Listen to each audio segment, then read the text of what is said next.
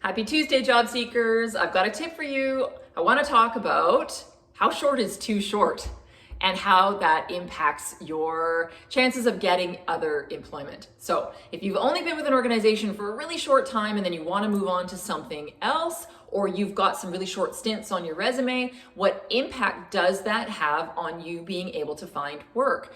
And I'm going to say it does impact. As a recruiter, when I look at somebody's resume and I see, 7 years, 6 years, 5 years, and then they're looking for work, kind of makes sense to me because I think in general, in that sort of time frame, yes, you can learn lots, you can apply new things, and then it seems like around that kind of 7-year itch, 5-year itch, it's time to move on and take on some other responsibility.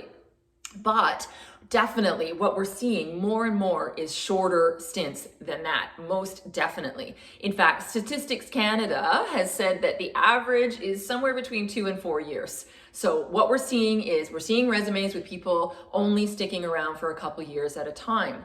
And so I think that that's a shift that's required from recruitment. I think it's a shift that's required from employers to see that that is a bit more what's happening. People are not going to be stagnant in their careers. They're not going to tolerate, toxic workplaces or any of that negative stuff. They're definitely going to move on. And so we're going to see that definitely showing up in resumes.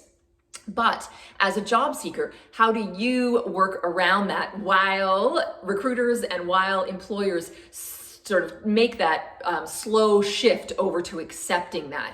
So what you want to be able to do now on your resume is demonstrate why. You want to make sure that you're showing why you moved on, why this was a better option for you, what made sense in terms of taking this next role.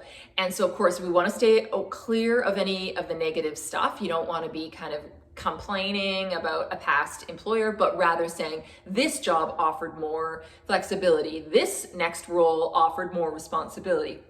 This job allowed me to use my education. It allowed me to apply these skills. It allowed me to do this, this, and this, right? So that's what you want to be able to demonstrate right on your resume. You want to be including that. This is why, and this is how, and also, of course, that beautiful covering letter, which can help explain some of that as well.